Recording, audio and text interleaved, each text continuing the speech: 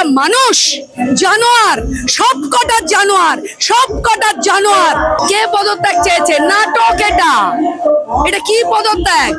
উনি পদত্যাগ করতে চাইলে পরে এই স্ক্রিমিংটা করলেন না কেন? ওনার যদি এতটা বড় মন যে উনি পদত্যাগ করে দেবেন, তাহলে লাইভ স্ট্রিমিং করলেন না কেন? কেন করলেন না? লাইভ স্ট্রিমিং হলে কি হতো? বাংলার মানুষ দেখতো। আপনার সে সাহস নেই, আপনি ভয়ে মরে আছেন।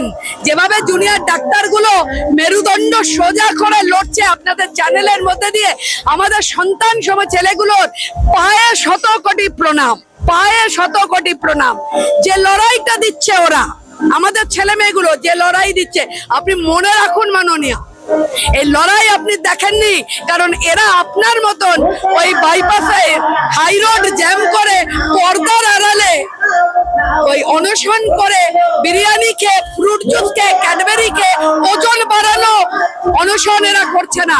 এটা প্রকৃত লড়াই, প্রকৃত আন্দোলন। তাই এই আন্দোলনে আপনাকে মাথা নিচু করতেই হবে।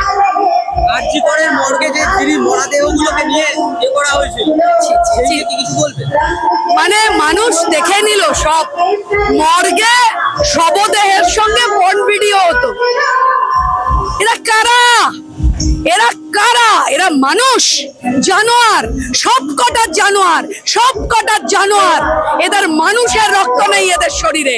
তাই বাংলার মানুষকে বলবো, যা ভুল হয়ে গেছে। এই আন্দোলনকে যেন থামিয়ে না দিতে পারে, এই আন্দোলন যেন থেমে না যায়। সাধারণ মানুষকে বলবো, এইটাকে একটা বড় দায়িত্ব ভেবে, বড় কর্তব্য ভেবে, আপনাদের নিজেদের ছেলেমেয়ের কথা ভেবে এই আন্দোলনকে সমৃদ্ধশালী করে তুলুন। এই আন্দোলনই আমাদের বাঁচার পথ দেখাবে।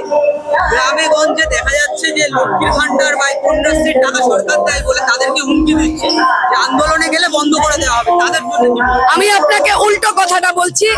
আমার সঙ্গে বিভিন্ন বাস স্ট্যান্ডে, মেট্রোতে, স্টেশনে এমন অনেক মহিলার সঙ্গে দেখা হচ্ছে যারা নিম্নবিত্ত মহিলা। তারা আমাকে বলছেন যে লক্ষ্মীর ভান্ডারটা বন্ধ করব কি করে? মুখের উপর ছুঁড়ে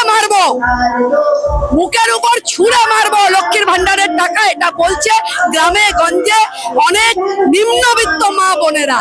ডঙ্কা বেজে গেছে মাননীয়া, আপনি শুনতে পাচ্ছেন না? মহিষমর্দিনীর আগে, এই আগমনীর আগে মা দুর্গা, আপনি বলেছেন না উৎসবে ফিরুন, তাই মা দুর্গা বলছে, সাজা প্যান্ডেল বাজা আলো, বোধনে আসবো না কো আমি। সাজা প্যান্ডেল বাজা আলো, বোধনে আসবো না কো আমি।